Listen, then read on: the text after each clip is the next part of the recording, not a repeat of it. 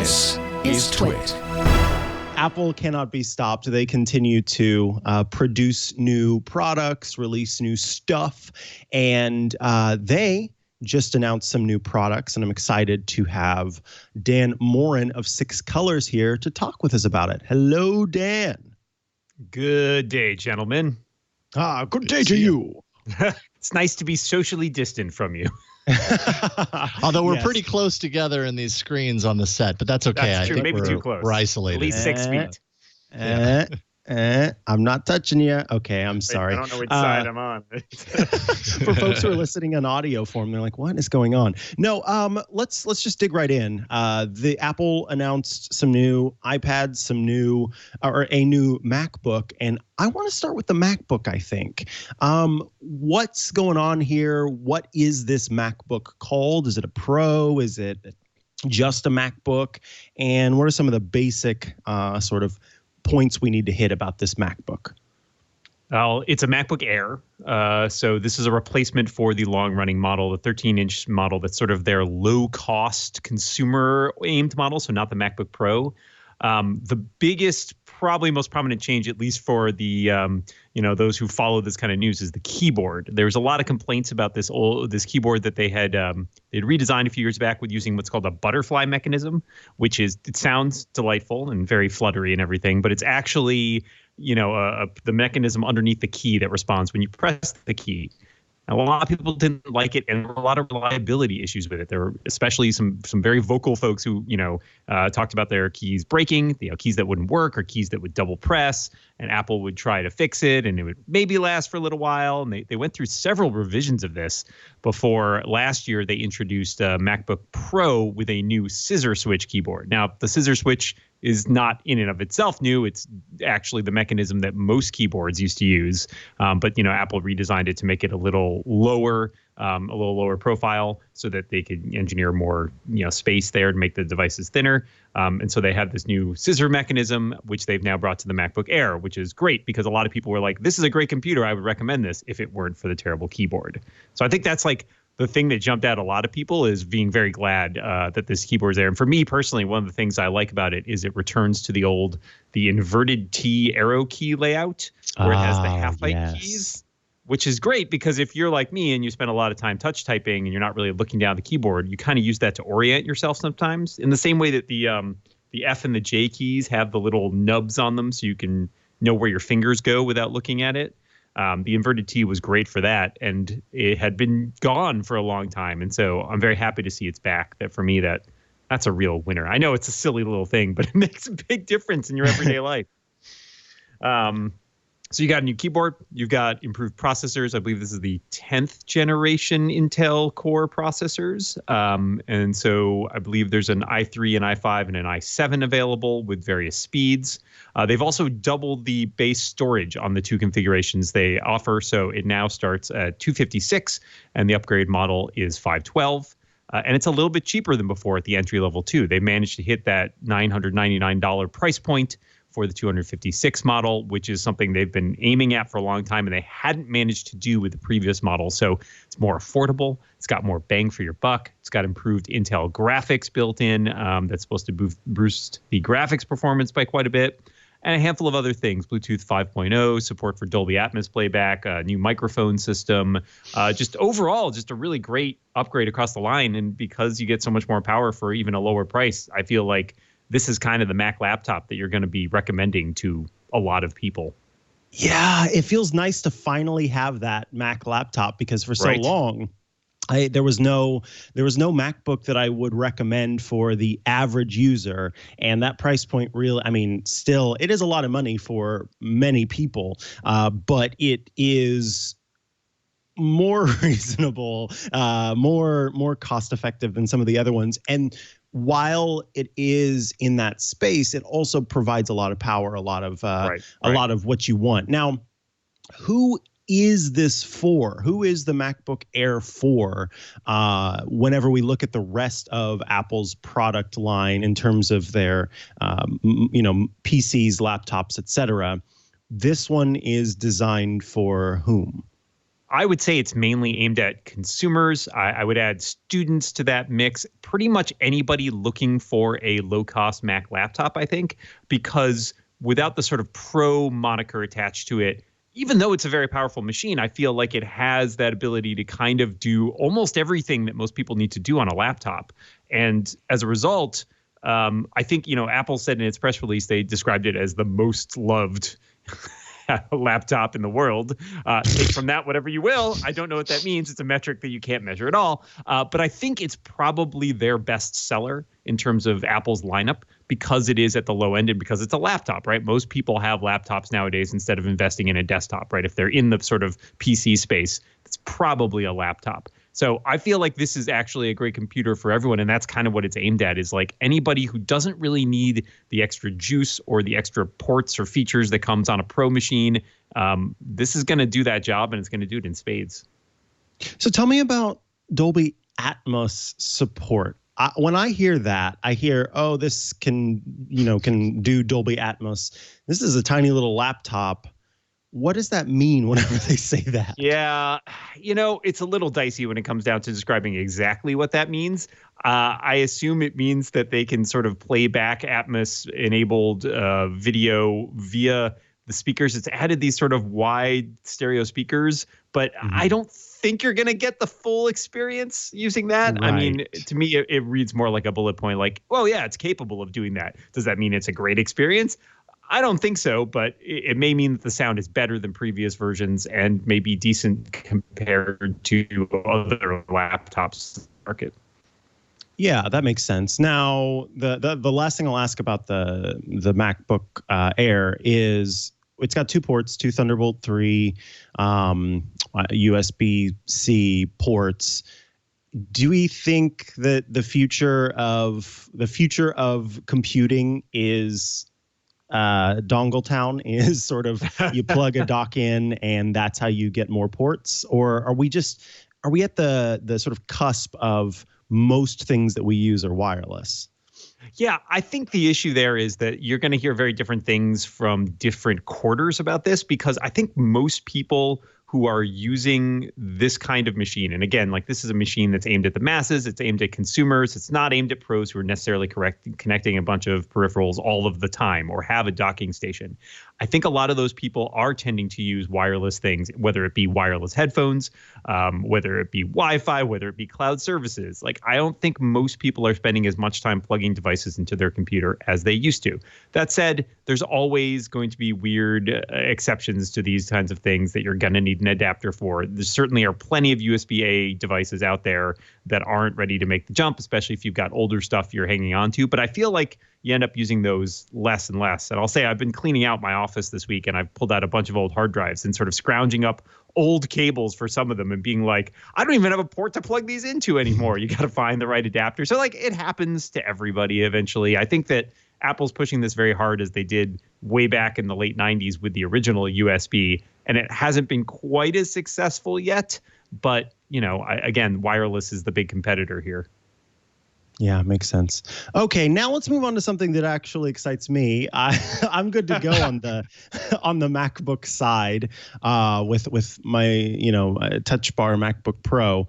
The MacBook Air is fantastic. A lot of journalists have used MacBook Airs of past, and so it's a great machine. I'm happy that it's there. But Apple has a new iPad Pro out, and with it comes some new support for trackpads and things like that. So let's talk about the hardware before we get into the software. Let's talk about the hardware of the iPad Pro. What are we looking at here? What makes this one unique? What makes it a step above the current round of iPads that exist?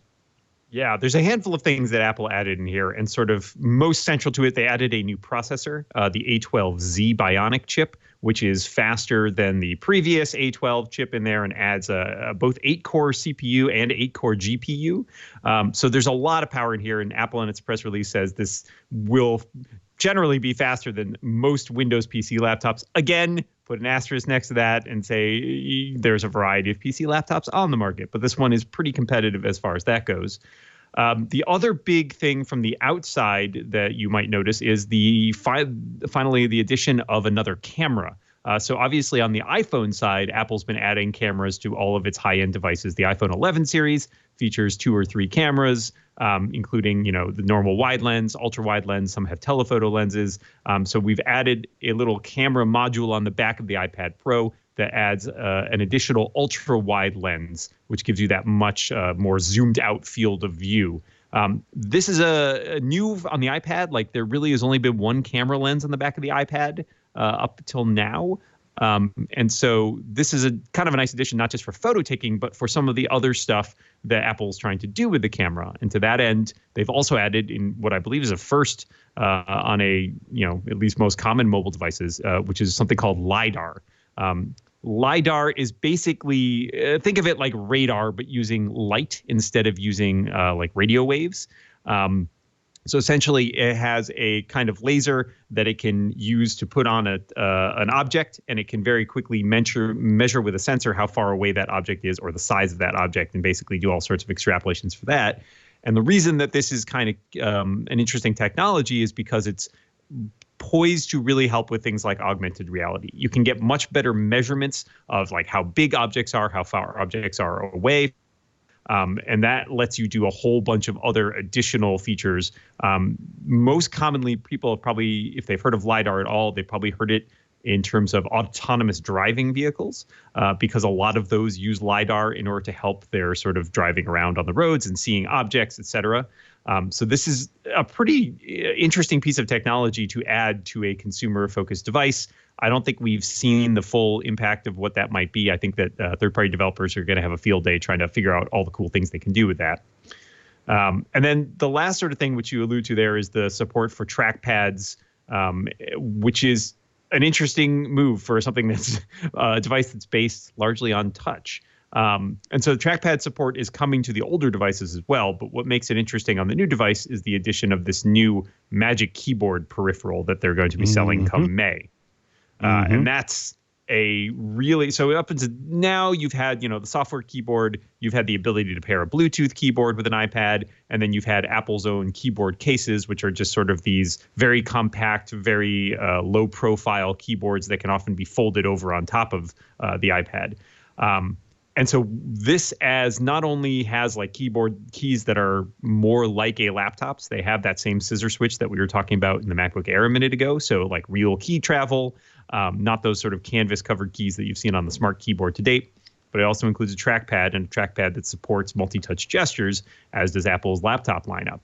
And so this has combined with an interesting system for navigating this touch interface via a trackpad and opening up a lot of more precision work, things that were harder to do in a touch interface. And it's not mandatory. If you disconnect this keyboard or you don't use the trackpad, you'll have the same iPad experience you always have. But it adds an additional layer of interaction for particular cases in which you might want that. Yeah, hey, Dan, I have a question about all this stuff, because I mean, obviously, it's really great that Apple has released this hardware. At the same time, it's like on one hand, it's really great distraction, right? Like, it's nice to know that like business as usual, companies are chugging along, doing their thing, releasing their products. On the other hand, like the minute I saw these announcements, I was like, oh dear, no, like this is not going to go well for them. Not that it's like that they can't release new hardware right now, but that like this has the potential of, this moment in time has the potential of really affecting their sales on these products.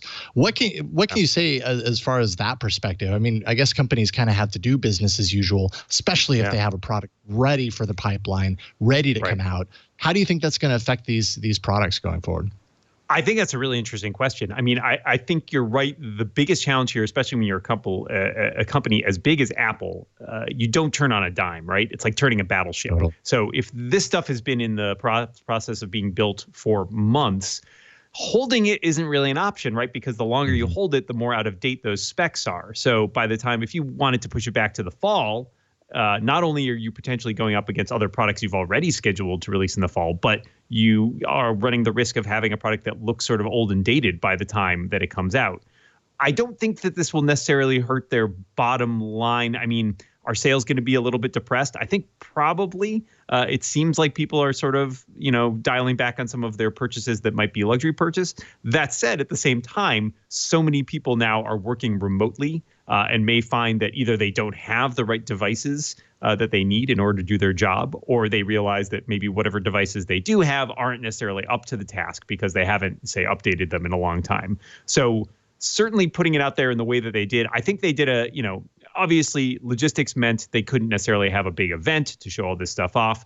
And I think, that wouldn't have gone over well, even if they could have done that. Totally. So putting it out there is like, oh, look, we've got this product. It's an option. Like, it's for sale now. I think that has something going for it because it feels kind of low key. Like this is here if you want it. I don't know how that's going to look financially. They've already warned that next quarter is going to be down, obviously, because of the coronavirus. For Apple, it's a big issue in China, especially because that's where all their manufacturing was. So having all those things shut down for a long time really didn't do them any favors. But it seems like this product was far enough along that holding on to it was not really going to help them out either. Yeah. Yeah, makes sense. Well, Dan, there's obviously a lot to dig into there. I think the one last thing that I'll ask before we let you go, have you had a chance to play around with the new trackpad support? I will say that I updated my laptop.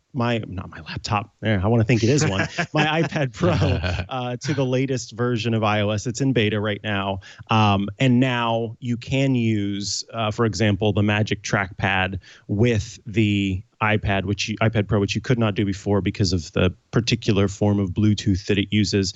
And I'm very impressed with the trackpad support that exists on the iPad Pro, on iPadOS. So I was curious your thoughts on that in particular, and if you think that, this is potentially that two-in-one machine that Apple seems to be going for, if you think they'll be successful with it.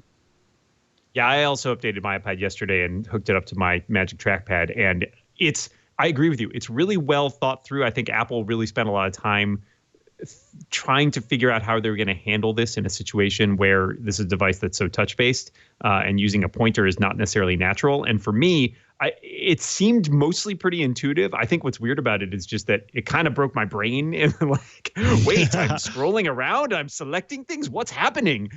So that was weird. It took me a little time to sort of get a handle on what I was doing. And I still wanted to reach up and touch the screen a bunch.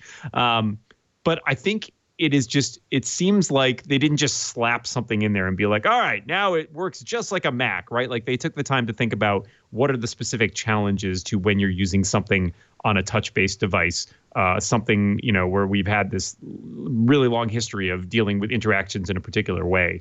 As to whether it's sort of the future of the two-in-one, I think what is holding it back now is more of the software than anything else. I mean, the hardware on the iPad Pro is phenomenal. I don't think you'll find anybody who disagrees with that. It's just a really impressive piece of kit. What's held it back are things like the multitasking support feeling still a little half-baked.